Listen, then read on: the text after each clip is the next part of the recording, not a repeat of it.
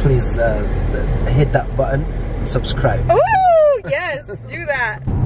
Okay, my dad's being camera shy, but oops. Where are we going today? Today we're going to float. We're gonna go float. It's called float therapy, right? Yes. Okay, and can you explain what that means? Float. Yes, but like, are we floating in the ocean or are we floating indoors in a pool, or like what are we doing? We're going to a place where they lock you in a very dark room with 4 feet salt water, so that way you can float. Okay. Totally dark for like an hour. You're trying to empty your brain from all the thoughts, all the problems, all the stress. So it's supposed to be relaxing. And it's supposed to be relaxing. Okay. So it's really something I did before. I enjoyed it. I hope Justina will enjoy it. Yeah, so he's taking me. He told me if I start to panic to just give it 10 minutes. So that's not a good start because I'm kind of nervous. But I trust you. Or you can hide a flashlight. If you panic, turn it on. How am I supposed to bring a flashlight in the water? Do you have a waterproof flashlight? Yes, I do. Or put it in a plastic bag, Smarty. Oh my gosh. There's Well, always a way to cheat. I'll try. Don't take that advice. There is not always a way to cheat, and nor should you.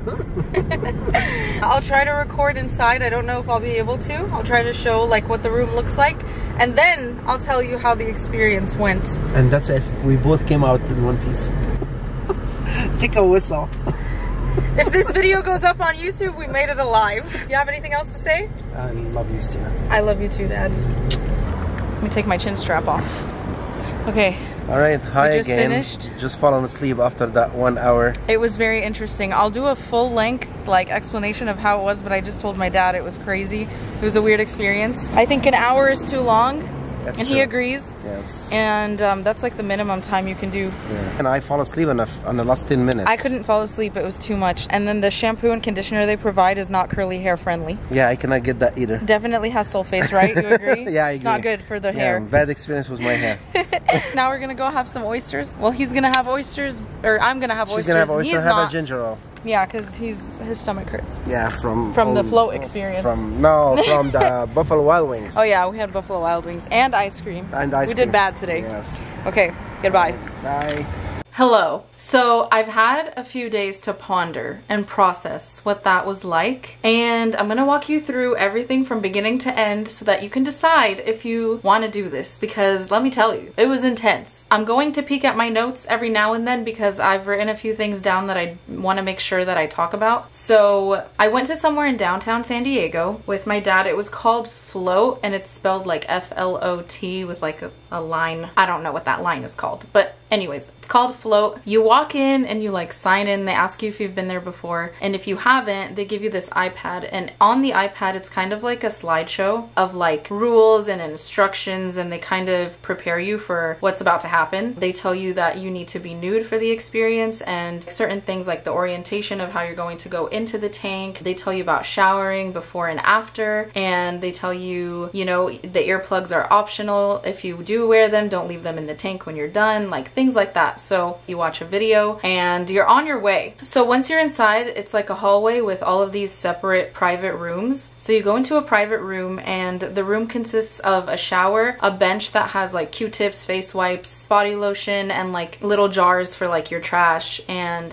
that's when you're supposed to start your shower, and then you go into the tub. And when I tell you, it is dark in that tub, I am not kidding. Like, I opened the tank door and like, I'm like, okay, I'm gonna step in, but like you can tell as soon as you open the door, like that once that door is closed, it's pitch black in there. Like you can have your eyes open all you want, but it's gonna seem like they're closed because there's like not even a peep of light. And for me, like that's what was kind of causing a little bit of anxiety for me, because it was my first time, and also you're in a tank. But I kept remembering what my dad told me, which is to like push through at least the 10 minutes and then see how I feel. So honestly, for me, it was a lot of like mind over matter. Like I had to keep telling myself that to make sure I don't panic.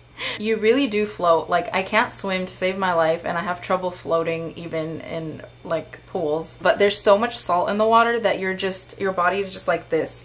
At one point, I found that I could like stretch. Like I was stretching, I was like tossing and turning, from side to side, and like I was just not sinking. It was crazy. As far as how high the water is, it's only like 6 inches to a foot if I had to guess how high it is, but it's really not that high at all. So if you wanted to sit down or you wanted to get out of the water, it's super easy to do so. So at some points I was able to relax, and like at others I was still kind of like processing what was happening. And then to kind of like ease my anxiety, I would like place my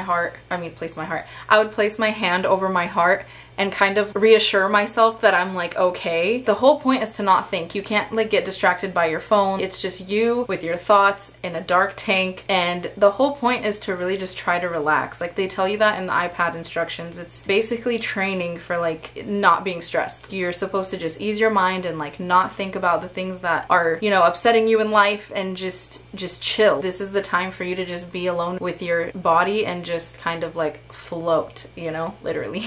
Okay, so let's talk about the earplugs. You can do without them. I put them in because I was kind of like worried about getting salt in my ears. But the thing is, that kind of backfired because one of my earplugs fell out very early on when I got in the tank, and I kept trying to push it back in, but it just like wasn't working out for me. So what I did was I just took it out and I held it in my hand and like switched hands the whole time because I didn't want to leave it in the tank because they tell you not to. And I almost lost it in there a couple times, and I would have to like feel around for it. So that was kind of distracting for me. And then it was kind of annoying having to like make sure it was in one of my hands, because I would like switch my hands. Like you can go like this in there, or you can like have your arms like this, or you can just, you really can do whatever with your arms, because whatever you're doing, you're gonna float. But I did find that I was getting a little bit bored with like a whole hour. I think that was a little too much for me. I don't know if there are other float therapy places that allow you to have different lighting options, but that'd be a game changer. That, and if you can do like 30-minute increments, or like you can pay for a certain amount of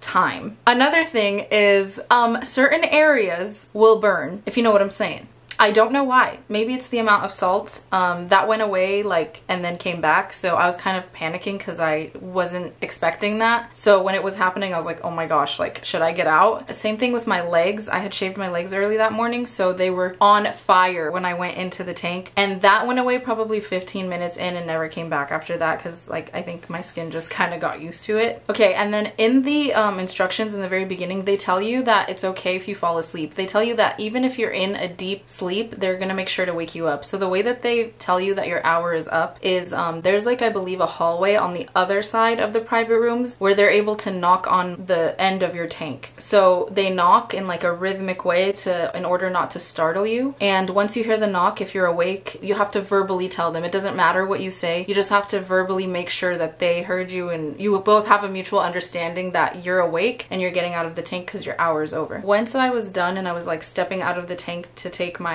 post shower, I felt so in just a really good mood. And with that being said, I wouldn't not do it again. I think the only reason I would do it again though is if I was with somebody who wanted to try it. I don't know, maybe I would go in the dark again, but I think I would prefer like a little bit of lighting. I'm not even scared of the dark like that. I don't know, man. It was just a lot. But yeah, let me know if you have any questions. I tried to cover pretty much everything that went through my mind and everything that happened from start to finish. So if you still have questions after this, or if I didn't cover something in great enough detail, please let me know and I'm happy to cover that for you. If you do go to float therapy and you try it, or you have tried it, let me know your experiences in the comments and I'd love to talk to you about it. So yeah, like my dad said, please hit that button and subscribe. Ooh! I'll see you in the next video. Goodbye. Are you listening? Damn.